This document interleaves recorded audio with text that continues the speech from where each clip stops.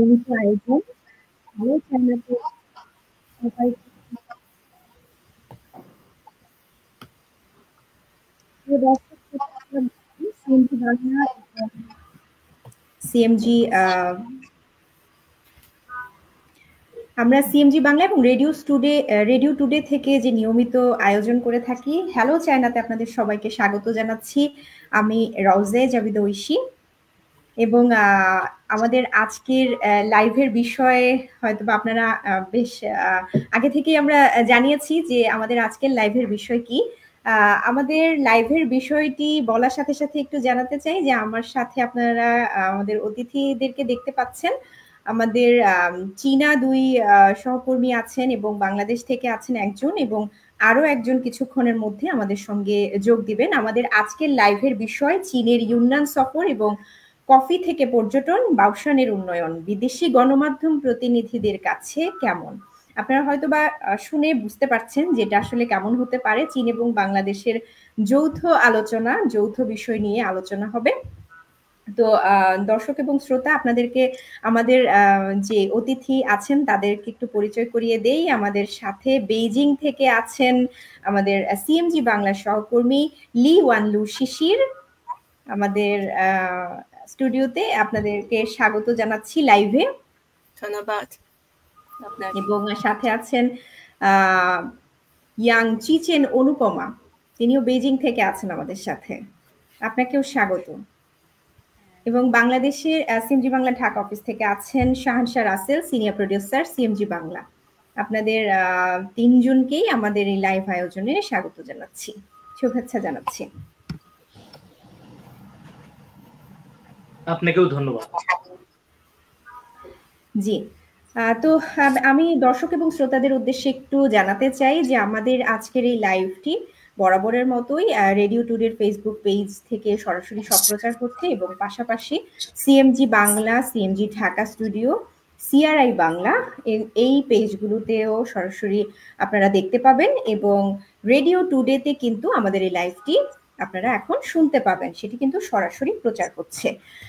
তো আপনাদের সবাইকে আমাদের এই পেজগুলো ফলো করলেই বা এখন আপনারা যদি আমাদের এই পেজগুলো থেকে যুক্ত থাকেন তাহলে আমাদের বিভিন্ন বিষয় নিয়ে আপনারা আলোচনাটা শুনতে পাবেন এবং আপনাদের যদি কোনো প্রশ্ন থাকে আমাদের এই অতিথিদের আলোচনার উপরে আপনারা কিন্তু আমাদেরকে কমেন্টস করে সেটাও জানাতে পারেন। তো আমরা চলে যাচ্ছি আমাদের অতিথিদের কাছে। আমি একটু সবার মানে শুরুতেই শাহানশা রাসেলের কাছে একটু যেতে চাই যে আপনারা সম্প্রতি চীন সফর করেছেন। আমি যেহেতু আজকের বিষয়টি শুনেই বোঝা যাচ্ছে আসলে চীনের ইউনান প্রদেশ আপনারা সফর করেছেন। তো ইউনান প্রদেশের বিশেষ করে বাওশান সিটি সফর করেছেন। সেখানে আসলে যে গ্রামীণ পুনরুজ্জীবনের একটি বিষয় ছিল, চীনের উন্নয়ন, পরিবেশ বান্ধব চীন এবং নানান বিষয় ছিল এবং আমরা আসলে আজকের যে বিষয় সেটির মধ্যে কিন্তু দিয়েছি যে কফি থেকে পর্যটন। এখানে কিন্তু আসলে এক ধরনের বোঝা যায় যে কফি থেকে পর্যটন বিষয়টা আসলে কেমন।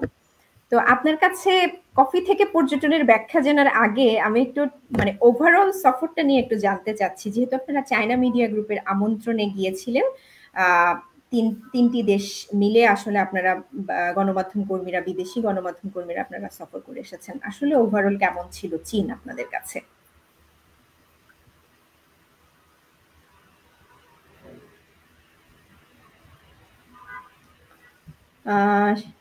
শাহানশা রাসেল, আপনি শুনতে পাচ্ছেন কি?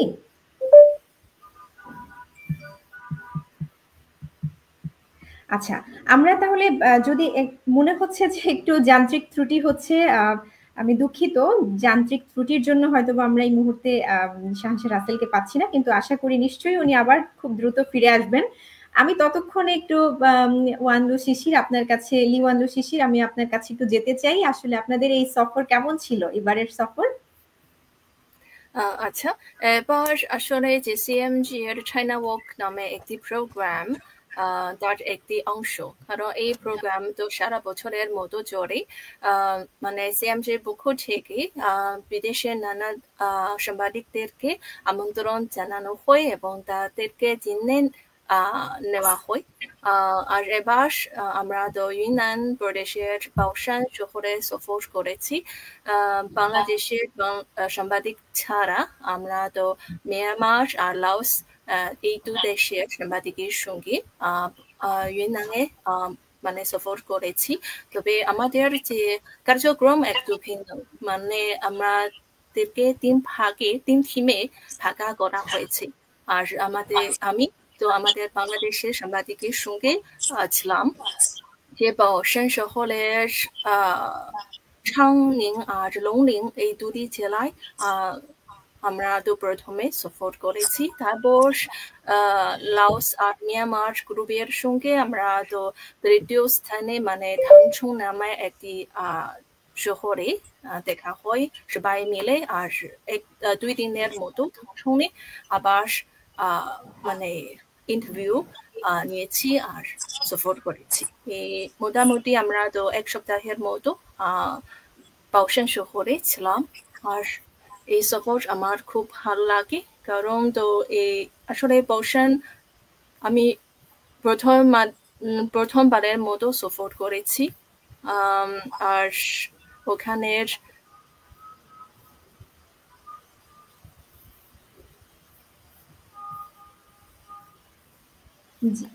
ভালো ওখানের যে সংস্কৃতি আর জায়গাটা আমার জন্য ভিন্ন। আর এতেও আমার প্রথমবারের মতো বাংলাদেশের যে সাংবাদিকের সঙ্গে একসাথে যে কাজ করি, কারণ আমিও একজন সাংবাদিক।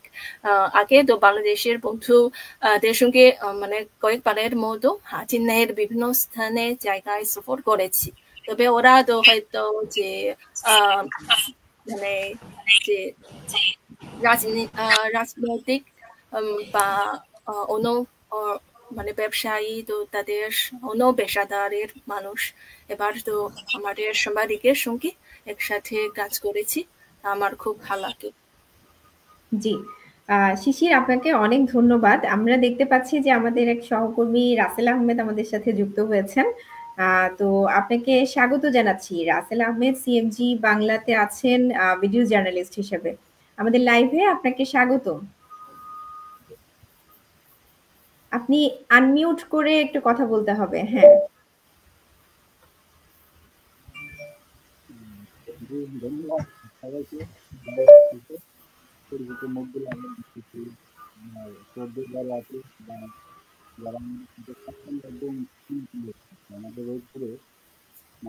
আমরা একটু কম শুনতে পাচ্ছি মনে হয়। আর একটু জোরে কথা বললে কি শোনা যাবে কিনা? জি, ডিসকানেক্ট হয়ে গেছে, আমি যার কারণে হাতে নিচ্ছি। তো এটা হচ্ছে যে আসলে যতটুকু কঠিন মনে হয়েছিল, যে যেহেতু বাইরের একটা দেশ, তো অতটুকু কঠিন ছিল না, কারণ আমার 14 বড় বোনেরা আমাদের সবসময় ছায়ের মতো পাশে থাকবে। আপু, অনুপম আপু, তো বরাবরের মতো যেরকম ওনারা এতটুক মানে হেল্পফুল, এবং শুধু ওনারা না, মানে ওনাদের আসলে চায়না কান্ট্রিতে আসলে সবাই খুব ভালো। মানে মনে হলো যে কেন আমরা ওদের মতো না, কিংবা ওনাদের যেমন মানসিকতা, ওনারা কত পরিষ্কার, এবং হচ্ছে যে ওদের দেশটা কত বলেন সব দিকে, মানে যেদিকে তাকাচ্ছি, যদি আমি বলি যে একজন ক্যামেরাম্যান হিসেবে আমরা সবসময় চাই যে একটু সাজানো গোছানো জায়গা, একটু ভালো জায়গা, ধরেন হচ্ছে যে একটা ডেকোরেশন, কিন্তু ওইখানে যা মনে হলো না এই জিনিসটাকে আবার নতুন করে ডেকোরেশন করে আবার নতুন ভাবে সাজা ছবি তুলতে হবে, যেদিকে তাকে একদম ছবির ফ্রেমের মতো। খুবই ভালো লাগছে। ধন্যবাদ শিশু আপু এবং অনুপমা আপু, এবং এর সাথে আমার বড় ভাই, 14 বড় ভাই রাসেল ভাই, যিনি আমার সাথে থাকছেন। তো সব মিলে বলবো যে এই ট্যুরটা আসলে আমার জীবনে খুবই ভালো, খুবই ভালো। এবং এখান থেকে দেখা না, এখান থেকে অনেক কিছু শেখার আছে। এখনকার জন্য মানে সারা জীবন জন্য এই জায়গা থেকে অনেক কিছু শেখার আছে আমি মনে করি। আচ্ছা, হ্যাঁ, রাসেল আহমেদ, আপনার কাছে আবার আসবো। আপনার যেই চীন ভ্রমণের কিছু কথা আমরা এই ফাঁকে শুনে নিলাম, আসলে আপনার কাছে আবার আসবো আমি। যদি এখন শাহানশাহ রাসেল, আপনি কি আমাকে শুনতে পাচ্ছেন? জি ঐশী, আমি আপনাকে শুনতে পাচ্ছি। দুঃখিত, একটা টেকনিক্যাল প্রবলেমের কারণে আমি বিচ্ছিন্ন হয়ে গিয়েছিলাম। জি জি হ্যাঁ, তো আমরা আপনার কাছে একটি প্রশ্ন রেখেছিলাম আসলে এবারের চীন সফর নিয়ে, সেটি কেমন ছিল বাউশান সফরের পুরো মানে আসলে আমি ওভারঅল জানতে চাচ্ছি আপনাদের সফর কেমন ছিল। এরই মধ্যে আমরা আসলে কিছু বিষয় শিশির আপুর কাছ থেকেও জেনেছি, আবার বলছিলেন আহমেদ রাসেল তিনিও বলছিলেন, তো আপনার কাছে শুনতে চাই। জি ধন্যবাদ আপনাকে। প্রথমত আমি আসলে এখানে যাদেরকে দেখতে পাচ্ছি, অনুপমা, শিশির, রাসেল এবং আমার সঙ্গে আরেকজন বাংলাদেশ থেকে গিয়েছিল কালবেলার ডিজিটাল ইনচার্জ পলাশ মাহমুদ, তা আমরা সবাই মিলে আসলে ট্যুরটাকে খুব এনজয় করেছি। এবং আমি আসলে মোটা দাগে কিছু জিনিস বলতে চাই যে আমরা আসলে চীনের একটা প্রদেশে গিয়েছিলাম, ইউনান প্রদেশ। ইউনান প্রদেশের বাওশান শহর দেখেছি। সেই শহরের কয়েকটা কাউন্টিতে গিয়েছিলাম, লংলিং, তারপরে ট্যাংচেং, কয়েকটা কাউন্টি গিয়েছি এবং প্রত্যন্ত গ্রাম অঞ্চলেও আমি গিয়েছি। সবচেয়ে মুগ্ধ করার যে বিষয়টা আমার কাছে মনে হয়েছে যে চীন অত্যন্ত গ্রামাঞ্চলেও কিভাবে তাদের উন্নয়ন অবকাঠামো গুলোকে পৌঁছে দিয়েছে। এবং তারা আসলে আমি আমি আসলে পয়েন্ট টু পয়েন্ট যাব, তার আগে আমি মোটা দাগে কিছু কথা বলতে চাই। যে আমার কাছে যে জিনিসটা অত্যন্ত আকর্ষণীয় মনে হচ্ছে যে চীন সরকার ব্যক্তিগত উদ্যোক্তাদের পাশে কিভাবে সরকার কিভাবে ব্যক্তিগত উদ্যোক্তা বা ব্যক্তিগত পর্যায়ে মানুষের কাজে লাগতে পারে এবং ব্যক্তিগত জনগণের অর্থনৈতিক সংস্কারের জন্য কিভাবে ভূমিকা রাখতে পারে, এটা আমি সচক্ষে দেখেছি। যেটা আমি বলতে চাই যে আমি একটা প্রত্যন্ত গ্রামাঞ্চলে গিয়েছিলাম, কিন্তু গ্রামের ওই পরিবেশ দেখে বোঝারই উপায় নেই যে আমি একটা গ্রামের মধ্যে আছি। কারণ শহর মানে আমরা শহরের যে রাস্তাঘাট বা অবকাঠামো দেখি বা বিদ্যুৎ সুবিধা দেখি বা এখানে যেমন মার্কেট দেখি বা স্টোর দেখি, কফি হাউস থেকে শুরু করে রেস্টুরেন্ট দেখি, এরকম সবকিছুই ওখানে ছিল। ওটাকে দেখে মনে হয় না যে আপনি যদি পুরাতন বাড়িগুলোকে না দেখেন একদম দূরের, তাহলে আপনি বুঝতেই পারবেন না যে আপনি একটা গ্রামে আছেন। তো সেখানে যে আমি দেখলাম যে সেখানকার মাত্র বাসিন্দা প্রায় 2000-2500 মতো। সেই বাসিন্দাদের আগে অর্থনৈতিক ইনকাম ছিল বাৎসরিক যেখানে 3 থেকে 4,000 ইউয়ান। সেই অর্থনীতির চাকাকে গতিশীল করার জন্য সরকার সেই জায়গায় সিপিসি সরকার একটা সমিতির মতো করে দিয়েছিল। একটা সমিতি করে দেওয়ার ফলে সেখানে বেশ কিছু কোম্পানি সেই সমিতির আন্ডারে কাজ করে এবং সেই গ্রামের সকল বাসিন্দা, পরিবারের সকল সদস্য সেই সমিতি থেকে প্রশিক্ষণ প্রাপ্ত হয়। সেখানে ছিল মূলত অনেক মাশরুম বাগান, সেটা ওয়াইল্ড মাশরুম বা বন্য মাশরুম যেটাকে আমরা বলি।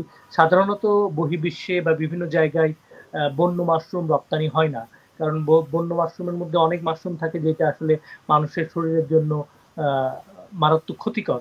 কিন্তু চীনে বন্য মাশরুমগুলোকে তারা জানে আসলে কোন মাশরুমকে কিভাবে রান্না করলে বা কোন মাশরুমকে কোন প্রক্রিয়ায় এটাকে প্রক্রিয়াজাত করলে সেটা আসলে মানুষের জন্য ক্ষতিকর থাকে না। এবং তারা তাদের সেই সমিতির মাধ্যমে তারা সেই গ্রামের সকল মানুষকে ট্রেনিং দিত যে কিভাবে কোন মাশরুম চেনার উপায়, কোন মাশরুম বন্য মাশরুম। এবং শুধু তাই নয়, প্রকৃতিকে সংরক্ষণ করে, প্রকৃতিকে বিনষ্ট করে না, যাতে এই বন উজাড় না হয়ে যায় বা প্রাকৃতিক সম্পদ বিনষ্ট না হয়ে যায়, সেটাকে বজায় রেখে কিভাবে তারা মাশরুমগুলো উত্তোলন করবে সেই ট্রেনিং তাদেরকে দেয়া হতো।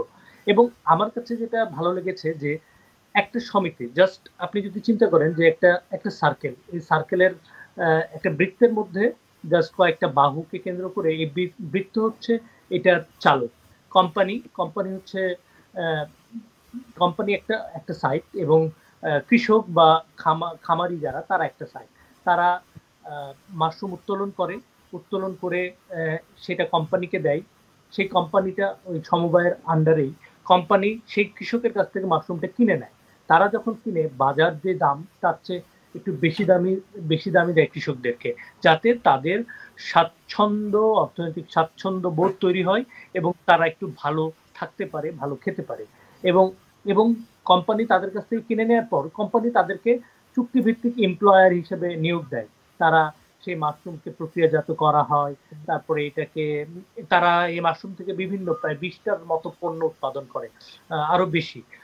মাশরুমের আচার থেকে শুরু করে পাউডার মাশরুম, তারপরে মাশরুমের সবজি, তারপরে ড্রাই মাশরুম, বিভিন্ন রকমের মাশরুমের প্রক্রিয়াজাত করে তারা এটাকে কাজ করে, এবং এটা বিভিন্ন মৌসুমে মৌসুমে কাজ হয়। কারণ আপনি জানেন যে মাশরুম সবসময় থাকে না, মানে একটা সিজনে থাকে, যেটা যতটুকু আমরা জানি যে নভেম্বর ডিসেম্বর থেকে এপ্রিল মে পর্যন্ত একটা সিজন থাকে। এই সময়টাতে মাশরুম উৎপাদন হয় এবং এটা প্রক্রিয়াজাত হয়।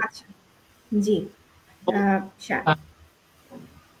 শাহনশাহ রাসেল, আপনি আসলে মাশরুমের বিষয়টি বলছিলেন সহ আরো অনেক কিছু, কিন্তু আমার কাছে যেটা মনে হচ্ছে যে আপনার কথা শুনে আসলে চীনের গ্রামকে এমন ভাবেই সাজানো হয়েছে যে গ্রামের বর্ণনাটা আসলে আপনি দিচ্ছিলেন যে সমিতি করে একদম রুট পর্যায়ে কিভাবে। ওই জায়গাটাতে আসি যে আসলে বিস্তারিত না বলি, মানে বিষয়টা হচ্ছে যে চীন সরকার একটা অত্যন্ত সুপরিকল্পিতভাবে অত্যন্ত একটা পরিকল্পিত নীতি বাস্তবায়নের ফলে গ্রামাঞ্চলে সকল মানুষের উন্নয়ন এবং আর্থিক সচ্ছলতায় ভূমিকা রাখে, এবং সেই রকমই তারা যেমন মাশরুমের কথা বললাম, তেমন ধান বা মাছের সমন্বিত চাষ ছিল আরেকটা গ্রামে, সেটা আমরা দেখেছি যে সেখানে কৃষকদেরকে পোনা প্রতি বছর ফ্রি পোনা দেয়া হতো, যাতে তারা এই পোনাগুলো থেকে মাছ উৎপাদন করতে পারে, এবং তাদেরকে নির্দিষ্ট জমি তারা লিজ নিত সরকারের কাছে, এবং সেই জমিতে ফসল ফলিয়ে সেটা বিক্রি করে এবং মাছ চাষ করে তারা আর্থিকভাবে স্বাচ্ছন্দ্য এবং সফল হতো।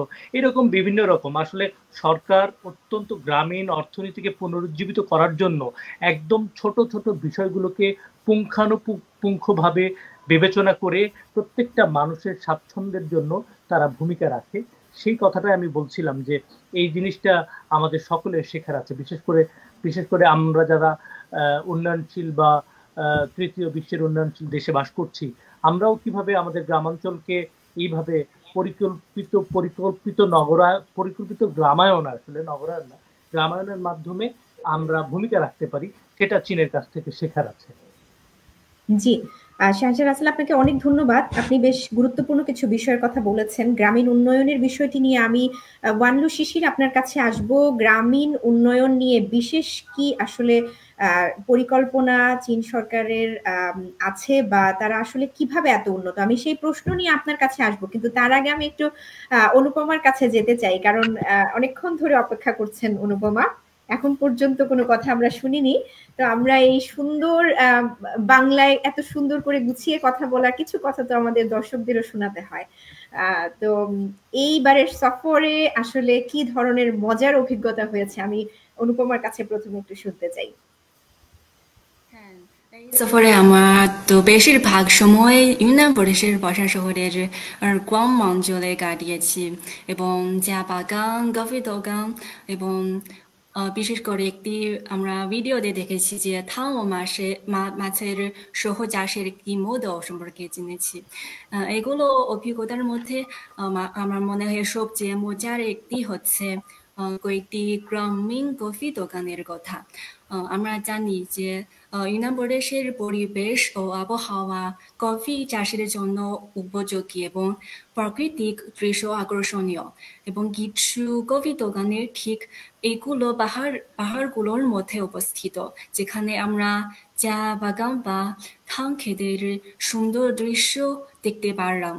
একই সময়ে আমরা উচ্চ মানের কফি ও চা বাগান করতে পারলাম।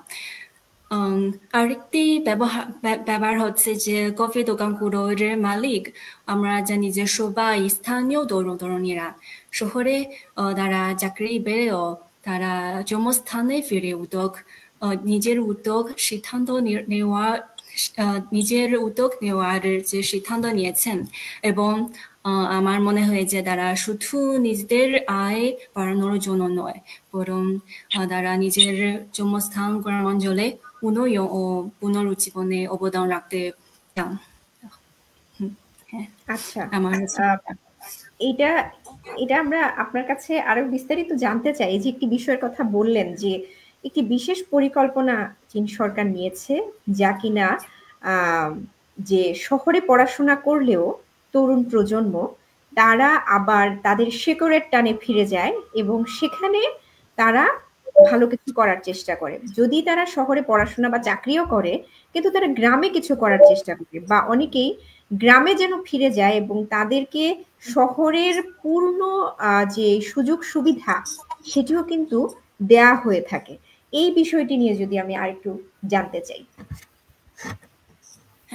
আমরা দেখেছি যে একটি কফি দোকানের মালিক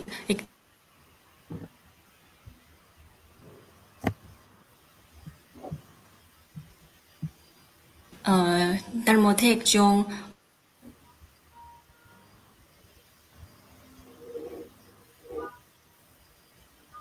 আমরা অপেক্ষা করছি অনুপমার জন্য।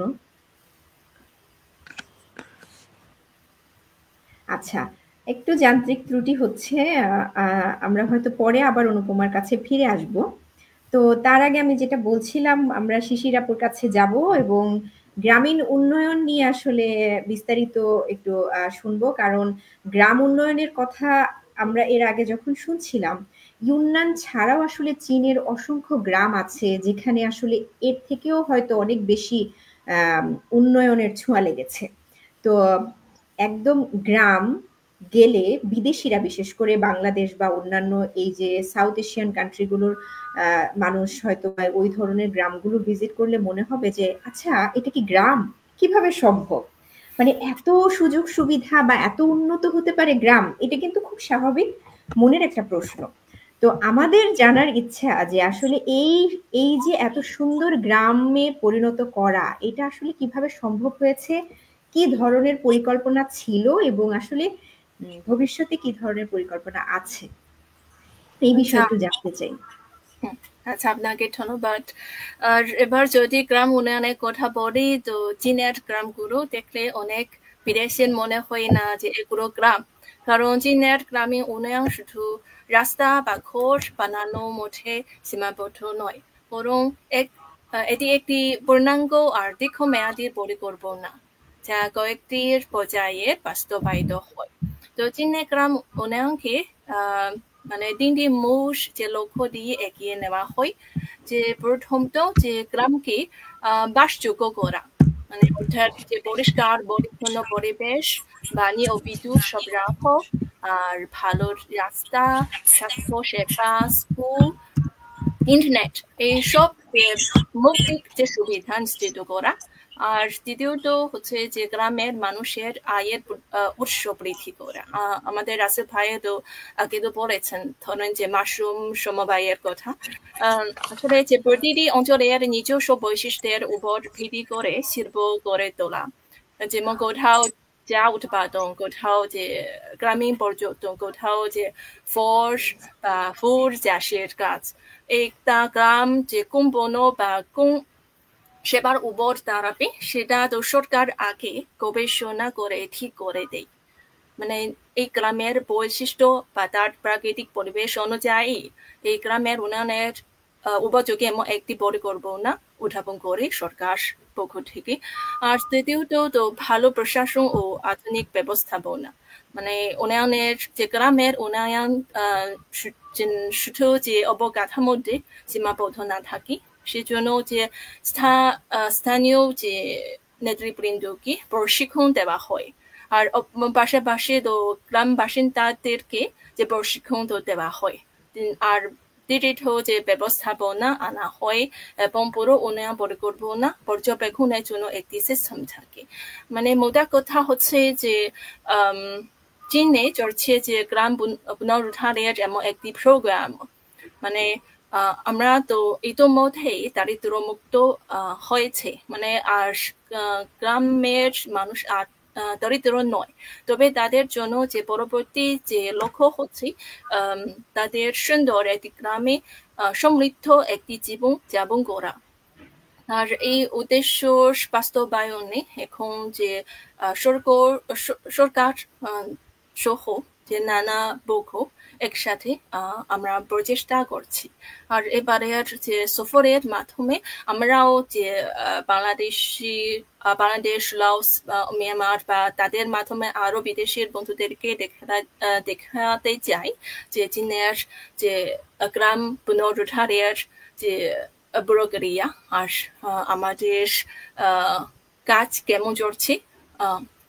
তাই তো আশা করি তো আমাদের বাংলাদেশের সাংবাদিকের মাধ্যমে এবং তারা বানানো যে অনুষ্ঠানের মাধ্যমে আমাদের বাংলাদেশের বন্ধুরা, দর্শকরা চীন, বিশেষ করে চীনের গ্রামের উন্নয়নে আরো জানতে পারবেন আর চীন দেশ এবং চীনের গ্রামগুলোকে পছন্দ করবেন, এটাও আমার প্রত্যাশা।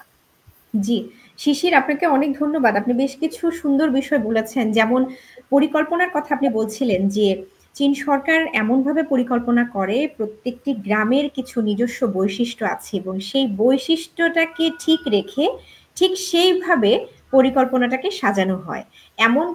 এমনভাবে হয় না যে মানে কোনো বিষয় চাপিয়ে দেওয়া হয় না যে এই গ্রামের বৈশিষ্ট্য হচ্ছে খুব সবুজ রেখে তারপরে হয়তো বা এই গ্রামটিকে পরিবর্তন করা, অথবা আমরা যদি ধরি যে এই গ্রামটি হচ্ছে খুব ফসল নির্ভর একটি গ্রাম, সেই গ্রামে হয়তো বা চাষবাস বা ফসল উৎপাদন হয়, সেটিকে প্রাধান্য দিয়ে এই গ্রামটিকে কিভাবে উন্নত করা যায় এরকম ভাবে যদি বলি একটি পরিকল্পনা নির্ধারণ করা হয়।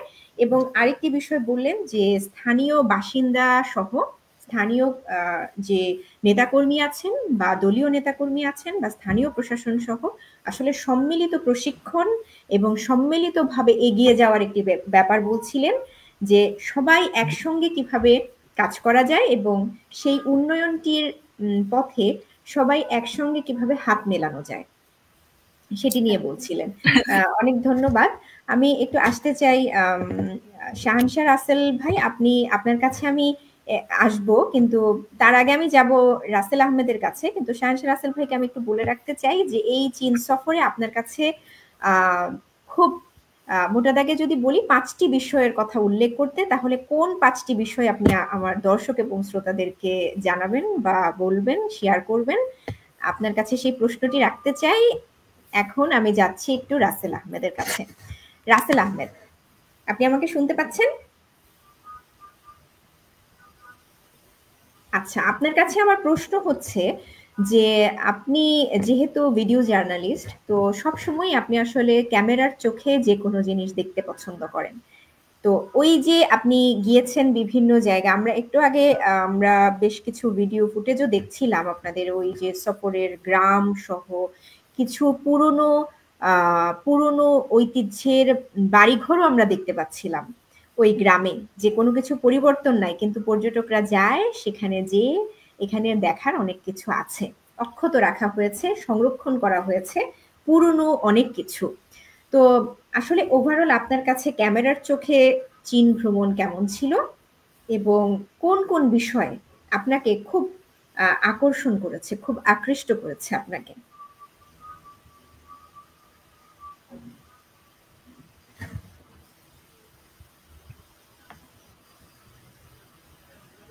আচ্ছা, আমি আসলে প্রথমে বলতে চাই, যেটা শুনতে না পারলেও মানে তাদের যে শারীরিক ভঙ্গিমা, প্রথমেই যে হয়তো মানে এরকম যে তাদের সাথে আমাদের কাছে যথেষ্ট না, কিংবা কোনো একজন মানুষ গেলে তাদেরকে একদম মানে একদম যে কাছের করে নেওয়া, এই জিনিসগুলা মানে শহর বা গ্রাম, মানে শহর গ্রামে আসলে কোনো পার্থক্য পাইনি।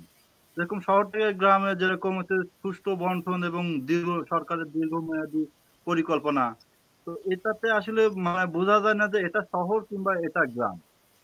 আর যদি ক্যামেরার কথা বলি, যে আসলে ওইখানে মানে এটা আসলে সৃষ্টিকর্তার দেওয়া, তারপরেও যে ধরেন এরকম যে তারা কোনো জিনিস ক্ষতি করে নাই, যেরকম প্রকৃতি ঠিক রাখছে, যেটা জায়গা যেটা ছিল ওইভাবেই রাখছে। তো ওটার ভিতরেই হচ্ছে যে প্রাকৃতিক ভাবেই যে মানুষগুলো হচ্ছে যে গড়ে তোলা, কিংবা হচ্ছে যে ওগুলা ঠিক রেখে সবকিছু করা। এরকম আমরা একটা কফি শপে গেলাম, তো এইখানে আসলে বলতে চাই যে মানুষের যদি সৎ ইচ্ছা থাকে অনেক কিছু করা যায়। যেরকম উপরে কফি শপ, নিচে হচ্ছে ধান ক্ষেত, তার নিচে হচ্ছে যে মাছ চাষ করে। তো এটা আসলে মানে মানুষ কত মহৎ হলে পরে এই জিনিসগুলো করতে পারে। আমি আসলে সরকার দেবে বলেই আমি ওটার দিকে তাকিয়ে থাকবো, সরকার এটা করে দিবে ওটা করে দিবে, তা করবো না। আমি আমার উপর নির্ভরশীল। ওই মানুষটা কিন্তু নিজের খোরাক জোগাচ্ছে এবং হচ্ছে যে পরিবারের চাহিদা মেটাচ্ছে, পুষ্টি, আবার সেটা বিক্রিও করতে পারতেছে।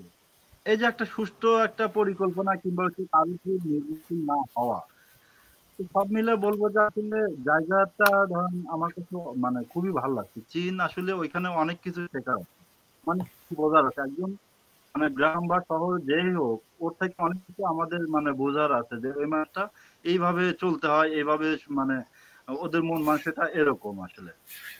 আর সবার যেরকম আমি একটা সত্যি কথা বলি যে মানে চলতে চলতে বাসের ভিতরে বললাম যে আমি একটু ড্রোন শুটিং, চতুর্দিকে মানে চারিপাশে পাহাড় এবং হচ্ছে যে খুবই সুন্দর লাগতেছে। তো ওইখানে হচ্ছে যে আমাদের গাড়ির ভিতর যারা মানে যিনি ছিল আসলে ওইখানটা আমাদের বড় আপু, তোরা বলতেছে না এখানে নেওয়া যাবে না। আসলে বুঝতে পারা গেল যে এরকম যে এটা এই জায়গাটা ফাঁকা না হোক, মানে ফাঁকা হোক, কিন্তু এখানে হচ্ছে যে দাঁড়ানো যাবে না। তো আমরা বাংলাদেশে হলে কি করতাম যে যদি মেইন রোড হতো কোনো সমস্যা নেই, আমরা 2-4টা গাড়ি ব্লক করে হলে আমরা মানে ওই শটটা নিতাম। তো আমার আমার ধারণা ছিল হয়তো তারা দাঁড়াবে, কিন্তু যখন বললো যে না এটা মেইন রোড, তখন বুঝতে পারলাম ও আচ্ছা, আমি তো চাই না যে কারো ক্ষতি হোক কিংবা হচ্ছে যে মানে এইখানে আইনের মধ্যে আইনের প্রতি শ্রদ্ধাশীল। তো এই জিনিসগুলো আসলে আমার কাছে খুবই ভালো লাগছে যে আসলে প্রত্যেকটা নাগরিকের দায়িত্ব, এবং মানে এটা সরকার কি বলেছে কিংবা সরকার কি দেবে, সরকার কি করবে, এটা পুরো তারা নির্ভরশীল না। তারা নিজেরাই একটা আইন তৈরি করে এবং হচ্ছে যে নিজেরাই সেটা রক্ষা করে। তো প্রত্যেকটা মানুষই তার প্রতি মানে খুবই খুবই শ্রদ্ধাশীল।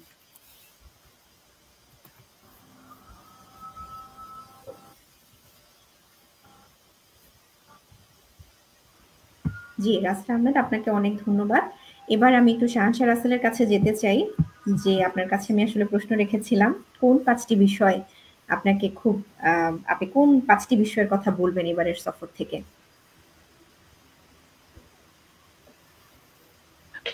ধন্যবাদ ঐশী। 5টি যদি কথা 5টি পয়েন্ট যদি আমাকে উল্লেখ করতেই হয়, সবার আগে আমি 1 নম্বর যেটা বলবো যে নিজের সত্তা বা স্বকীয় সত্তাকে মনে রাখা, নিজের শিকড়কে ভুলে না যাওয়া। এই জিনিসটা আসলে চীনের কাছ থেকে শেখার বিকল্প নেই। কারণ আমরা একটা পুরনো মানে এটা আসলে চীনের প্রত্যন্ত গ্রাম অঞ্চল থেকে শুরু করে প্রত্যেকটা শহর যেখানে উন্নত হয়েছে প্রত্যেকটা জায়গাতেই এটা ছাপ পাওয়া যায়। আমি যদি একটা উদাহরণ দিয়ে বলি, আমরা একটা প্রাচীন নগরে গেছিলাম, 600 বছরও পুরনো একটা নগর, সেটার নাম হসাং। এই হসাং নগরটি সেই 600 বছর আগে, যেখানে আসলে তখন ডেভেলপমেন্টে বা তখন এই শহরটা একটা ভূমিকা রেখেছিল, কিন্তু সেই প্রাচীন শহরটা উন্নত হয়েছে, কিন্তু সেই প্রাচীন সেই সিটিটা টাউনটাকে তারা রেখে দিয়েছে। সেটাকে কিভাবে রেখেছে, সেটাকে তারা একটা জাদুঘরের মতো করে ফেলেছে। সেটাকে একটা দর্শনীয় স্থান করে দিয়েছে। সেই পুরনো সেরকম সেই বাড়িগুলোকে সেই সময় আমলের সেখানে হান রাজবংশ বা কিং রাজবংশ, বিভিন্ন রাজবংশের বিভিন্ন প্রাসাদ রয়েছে, সেগুলোকে তারা অক্ষত ওই অবস্থাতেই রেখে দিয়েছে। সেইখানে তারা সেই সময়ে তারা একটি স্কুল বা কলেজ করেছিল, সেই কলেজটাকে তারা এখনো সরকার ভর্তুকি দিয়ে সেটাকে আরো উন্নত করেছে। সেখানে বলা হয় যে গ্রামের সবচেয়ে বড় মানে চীনের সমগ্র চীনের সকল গ্রামের মধ্যে সবচেয়ে বড় একটা গ্রন্থাগার, যেটা সেই হোসাং এর মধ্যে রয়েছে। সেই গ্রন্থাগারে প্রায় মানে আয়তন থেকে শুরু করে এটার বইয়ের সংখ্যা সব দিক থেকেই এটা অত্যন্ত বৃহৎ এবং পরিসরে অত্যন্ত বড়। সেটাকেও তারা রেখে দিয়েছে। এবং সবচেয়ে বড় কথা কি জানেন, যে এই জায়গাটাকে কেন্দ্র করে তারা একটা পর্যটন বান্ধব জোন তৈরি করেছে। এখানে প্রতিদিন মানুষ আসে, টিকিট কেটে দর্শনের বিনিময়ে সেখানে জায়গাটাকে ভ্রমণ করে। সেখানে নৌবিহারের মতো ব্যবস্থা আছে, নৌকায় করে পুরো টাউনটাকে ঘুরে দেখা যায়। এখানে বিভিন্ন রকমের সেই প্রাচীন আমলের বিভিন্ন সুভিনিয়র টাইপ, যেমন পাখা থেকে শুরু করে বিভিন্ন বিভিন্ন ছোট ছোট শোপিস টাইপের আইটেম আছে, সেগুলো তারা বিক্রি করে। এবং আমি যেটা সেখানকার প্রশাসনের কাছ থেকে জানতে পেরেছি, গত বছরে 2024 সালে এই অঞ্চলকে কেন্দ্র করে সেই এলাকার প্রায় আয় হয়েছে 15 কোটি ইউয়ানের মতো। আপনি চিন্তা করতে পারেন যে শহর উন্নত হচ্ছে, কিন্তু সেই শহরের একপাশে পুরনো সেই স্মৃতিগুলোকে তারা অক্ষত রেখে সেইটাকে কেন্দ্র করে কিভাবে সেইখান থেকে এক ধরনের অর্থনীতি গড়ে উঠতে পারে, সেটা তাদের কাছে আসলে শেখার আছে আমাদের। আর আরেকটা দ্বিতীয় যদি বলতে হয় যে চীন সরকার অত্যন্ত পরিকল্পিতভাবে যেই জায়গায় যেটা প্রসিদ্ধ সেইটাকে তারা কি বলে সেটাকে তারা উন্নয়নের জন্য সেখানে ভর্তুকি দেয়, সেটার উন্নয়নের পরিকল্পনা করে। যেমন যে জায়গাকার কফি উন্নত সেখানের কফি চাষের জন্য তারা বিভিন্ন রকমের পরিকল্পনা, যেখানকার চা বিখ্যাত, যেখানকার মাশরুম বিখ্যাত, যেখানকার পর্যটন অঞ্চল বিখ্যাত, সেই জায়গাগুলোকে পর্যটন বান্ধব করতে যতটুকু অবকাঠামো বা ডেকোরেশন করা দরকার সেই জিনিসগুলো তারা করেছে। মোট কথা যে অঞ্চলে যেটা প্রসিদ্ধ সেই অঞ্চলকে সেইটা বান্ধব করে তুলতে তারা সব রকম পরিকল্পনা হাতে নিয়েছে। 3 নাম্বার, চীনের সবচেয়ে যে জিনিসটা আমার ভালো রেখেছে R&D, রিসার্চ অ্যান্ড ডেভেলপমেন্ট। তারা রিসার্চ অ্যান্ড ডেভেলপমেন্টের মাধ্যমে নতুনত্বকে বের করে আনে। যেমন আমি একটা উদ্ভিদের কথা বলি, আমরা গিয়েছিলাম, সেটার বৈজ্ঞানিক নাম ড্যান্ডোবিয়াম। সেই ড্যান্ডোবিয়াম এটা হচ্ছে নেপাল, বাংলাদেশ বিভিন্ন অঞ্চলে, আমাদের অঞ্চলেও এই গাছটা এই উদ্ভিদটা পাওয়া যায়, কিন্তু এটা একটা ভেষজ উদ্ভিদ এবং এই উদ্ভিদকে কিভাবে কাজে লাগিয়ে 20টারও মতো পণ্য, 20টারও বেশি পণ্য এখান থেকে করা যায়। এবং এই ড্যান্ডোবিয়ামের ফুল নারীদের রূপচর্চায় বা রূপসজ্জায় ব্যবহৃত হয়। এই ফুলের জুস পান করে তাদের স্কিন ভালো থাকে, বা এই ড্যান্ডোবিয়ামের কাণ্ড যেটা মানুষের শরীরে বিভিন্ন রোগ প্রতিরোধের কাজে লাগে। তো এটাকে তারা গবেষণা এবং ডেভেলপমেন্ট উন্নয়নের মাধ্যমে তারা বিবেচনা করেছে যে কি করা যায়।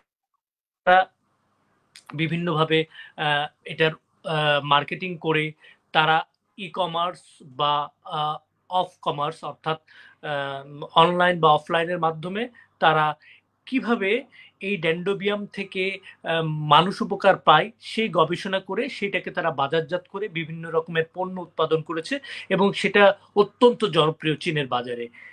3 নাম্বার পয়েন্ট যদি আমি বলি যে পর্যটন বান্ধব, তারা তাদের প্রত্যেকটা গ্রামাঞ্চল বলেন বা শহরাঞ্চল বলেন, প্রত্যেকটা জায়গাকে মানে দেখার মতো করে, যেখানে মানুষ বেড়াতে পারে, যেখানে মানুষ ঘুরতে পারে, যেখানে মানুষ মানসিক প্রশান্তি পায়, সেরকম ভাবে ডেকোরেশন করে রেখেছে। যেমন আমরা একটা পাহাড়ের মধ্যে গিয়েছিলাম, সেই পাহাড় এবং মেঘের মধ্যে ওটা একটা চা বাগান ছিল, পুরো যে কথা রাসেলও বলেছে, সেই চা বাগানের পাহাড়কে ঘিরে এমন কিছু দর্শনীয় স্থান করে ফেলেছে তারা, কাঠ দিয়ে বিভিন্ন রকমের মানে একটা কি বলে সেটাকে এক ধরনের অবকাঠামো তৈরি করেছে, যেখানে মানুষ গিয়ে ফটো সেশন করতে পারে, ঘুরে বেড়াতে পারে, পুরো পাহাড়কে দেখতে পারে, মেঘ এবং পাহাড়ের সম্মিলন ঘটাতে পারে।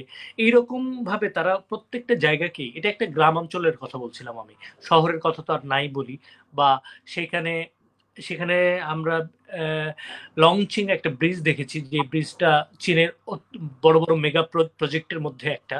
সেই ব্রিজটা আসলে দেখার মতো জায়গা, কারণ চীনের যারাই সেই ব্রিজ দিয়ে যায় সেখানে দাঁড়ায় সেই ব্রিজটাকে দেখে, সেখানে সেই ব্রিজের মধ্যে কি জাতীয় কেবল ব্যবহার করা হয়েছে, কি কি প্রযুক্তি ব্যবহার করা হয়েছে, সেটাকেও তারা মিউজিয়ামের মতো করে দর্শনীয় একটা স্থানে রেখে দিয়েছে। তো এটাই বলছিলাম যে তারা প্রত্যেকটা জায়গাকে কিভাবে পর্যটন বান্ধব করা যায় সেই চিন্তাটা করে। এবং 5 নাম্বার পয়েন্ট, সবচেয়ে বড় কথা, যে চীনের মানুষ অত্যন্ত বন্ধু ভাবাপন্ন, অত্যন্ত বন্ধুপরায়ণ। তারা যেমন নিজের মানুষকে, নিজের দেশের মানুষকে বন্ধুত্বের সাহায্যের হাত বাড়িয়ে দেয়, যেমন একজন যদি অনুন্নত থাকে তাকে কিভাবে উন্নয়নশীল করে নিজে উন্নত হওয়া যায় এবং তাকে উন্নয়নশীল করা যায় সেটা তারা করে, তেমনি তারা তাদের পার্শ্ববর্তী বন্ধু যারা দেশ আছে, ভূরাজনৈতিকভাবে তাদের যারা প্রতিবেশী, তাদেরকে কিভাবে ভালো রাখা যায় সেই কাজও তারা করছে। এটা আমরা প্রতিনিয়তই দেখছি। যেমন আমাদের এই সফরে লাওস, মিয়ানমার, আমরা বাংলাদেশ গিয়েছিলাম, এবং এর আগেও বিভিন্ন দেশ থেকে জার্নালিস্টরা যায় এবং বিভিন্ন তারা সেটাই দেখায় যে দেখো আমরা আসলে কিভাবে মানে আমরা কিভাবে করি, বা তো তোমাদের কোনো পরামর্শ থাকলে দাও, এবং তোমরাও দেখো এখান থেকে তোমাদের জন্য কিছু করা যায় কিনা। এই জিনিসটা আসলে অত্যন্ত প্রশংসনীয়। আমি এই 5টা পয়েন্টের কথাই বলতে চাই। জি, অনেক ধন্যবাদ। আর রাসেল ভাই, আপনি বেশ সুন্দর করে 5টি বিষয়ে অনেক বিস্তারিত করে বলছিলেন। আমি এই মাঝখানে দর্শক বা শ্রোতাদেরকে একটু বলতে চাই যে আসলে একটা জায়গা সম্পর্কে যখন অন্যের মুখে বা বই খাতায় লিখা কোনো বিষয় আপনারা শোনেন বা দেখেন, এটি একরকম। আর যখন আসলে নিজের চোখে যারা দেখে আসেন, প্রত্যক্ষভাবে যখন কিছু অভিজ্ঞতা নিয়ে আসেন, সেই অভিজ্ঞতার আলোকে যখন আপনাদের সামনে সেই বিষয়গুলো তুলে ধরেন, তখন সেটি কিন্তু আরেক রকম।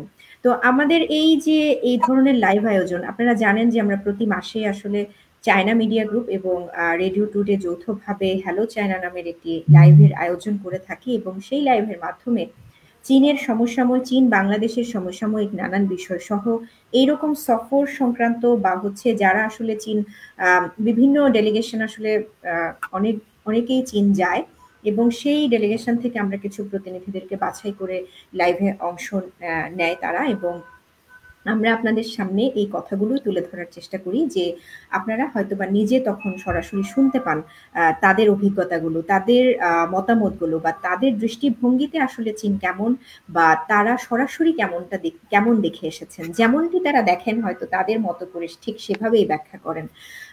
দর্শক শ্রোতা, আপনারা যারা শুনছেন আমাদেরকে বা দেখছেন CMG Bangla, CMG Dhaka studio, CRI Bangla এবং রেডিও টুডের ফেসবুক পেজ থেকে এবং রেডিও টুডেতে আপনারা আমাদেরকে শুনতে পাচ্ছেন সরাসরি, আপনাদেরকে আমাদের অনুষ্ঠানটি শোনার জন্য এবং দেখার জন্য ধন্যবাদ জানাচ্ছি। তবে আমরা এখনো আমাদের আরো দু একটি প্রশ্ন আছে আমাদের অতিথিদের সাথে। আমি একটু এখন যেতে চাই, অনুপমার কাছে একটু যেতে চাই। জি, অনুপমা, আপনি কি আমাকে শুনতে পাচ্ছেন? শুনতে পারছি। জি, অনুপমা, এবার আমি আপনার কাছে শুনতে চাই যে ওনারা অনেকগুলো বিষয় নিয়ে বলছিলেন এই সফর কে আসলে তাদের কাছে কেমন, এবং ব্যাখ্যা দিচ্ছিলেন তাদের চোখে আসলে চীন কেমন, বা চীনের বিভিন্ন পরিকল্পনা বা উদ্যোগ তাদের কাছে কেমন লেগেছে, এই বিষয়গুলো নিয়ে বলছিলেন। এবং শিশির বলছিলেন যে চীনের পরিকল্পনার বিভিন্ন ধারা। আমি আপনার কাছে জানতে চাই, এই যে ধরেন আমি একটু আগে বললাম যে হচ্ছে ডেলিগেশন গুলো চীন যাচ্ছে, চীনারা বাংলাদেশে আসছেন, এই যে একটা বিনিময় হচ্ছে, এবং আমরা কিছুদিন পরপরই আসলে আমাদের বাংলাদেশ থেকে অনেকেই চীনে যাচ্ছেন। এই যে ঘোরা বা পর্যটন বা এই জিনিসগুলোর মাধ্যমে বিদেশিদেরকে চীন ভ্রমণের মাধ্যমে কি ধরনের বার্তা আসলে চীন সরকার দিতে চায়, এবং আসলে কি কোনো বার্তা দিতে চায় কিনা, এটি একটি বিষয়। আর যদি বার্তা দিতে চায়, সেটা কি ধরনের? এই সফরে আমাদের সাথে রাসেল ভাই এবং দৌনিকা বেরার অনলাইন এডিটর স্প্লাশ মাহমুদ দারাদো আমাদের সাথে চীনা খাবার খেয়েছেন, চীনের গ্রামাঞ্চলে ঘুরে বেড়েছেন, গ্রামীণ উন্নয়ন পদ্ধতির ধারণাও পেয়েছেন। তাহলে আমার মনে হয় যে শুধু অনলাইনের তথ্য থেকে চীন সম্পর্কিত এত বিস্তারিত তথ্য জানা যায় না, এমনকি মাঝে মাঝে চীন সম্পর্কে একটু মিথ্যা তথ্য বিদেশি বন্ধুদেরকে বিভ্রান্ত করা যায়। আসলে আমাদের বেইজিং ফিরে যাওয়ার আগে বালাশ মাহমুদ ভাই আমি তাদের জন্য একটি সাক্ষাৎকার নিয়েছি, এবং এই সাক্ষাৎকারে তিনি আমাকে জানিয়েছেন যে চীনা মানুষের সাথে তার অনেক আমাদের ছাড়া অন্য কিছু চীনা মানুষের সাথে তার কিছু বিনিময় করেছেন, যোগাযোগ করেছেন, এবং তার মনে হয়েছে চীনা মানুষ সবই অনেক বেশি বন্ধুত্বপূর্ণ।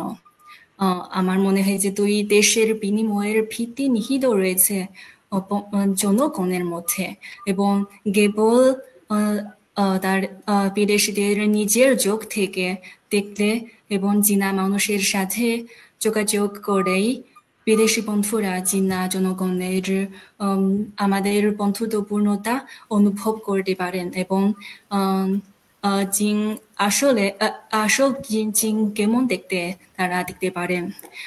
আর আমি আশা করি যে ভবিষ্যতে আরো কিছু বাংলাদেশি বন্ধু চীন সফর করবেন, চীনের যে সৌন্দর্য এবং উন্নয়নের দিক সম্পর্কে আরো বেশি উপভোগ করবেন এবং চীনা মানুষ এবং বাংলা বন্ধু도 চীনা মানুষের সাথে বন্ধু হতে পারবেন ভবিষ্যতে। জি, অনুপমা আপনাকে অনেক ধন্যবাদ। আমরা একদম অনুষ্ঠানের শেষ পর্যায়ে চলে এসেছি। তো আমি একটু সবার কাছে জানতে চাই যে আপনাদের আমাদের শ্রোতা বা দর্শকদের উদ্দেশ্যে ছোট্ট করে কিছু বলার আছে? ছোট্ট করে যদি কোনো কিছু বলার থাকে তাহলে আচ্ছা, আমরা তাহলে সেটি শুনে অনুষ্ঠানটি শেষ করব। জি, সিএমজি আর জিন না মানুষ পক্ষ থেকে আমাদের বাংলাদেশি বন্ধুদেরকে আবার আমন্ত্রণ জানাচ্ছি। আশা করি আপনারাও সুযোগ পেলে চীনে ঘুরে দেখে আসবেন। আর যেন অনুপমা বলেছে, তো সুযোগে দেখে আপনারা বিশ্বাস করি আপনাদের চীনের সম্পর্কে আরো নতুন ধারণা পাবে, বিশেষ আর অসাধারণ একটি অভিজ্ঞতা গ্রহণ করতে পারবেন। জি, নিশ্চয়ই সেই বার্তা আমাদের দর্শকরা সুন্দরভাবেই বুঝতে পেরেছেন যে যত বেশি সরাসরি দেখার সুযোগ পাওয়া যাবে তত ভালোভাবে চীনকে জানার সুযোগ হবে।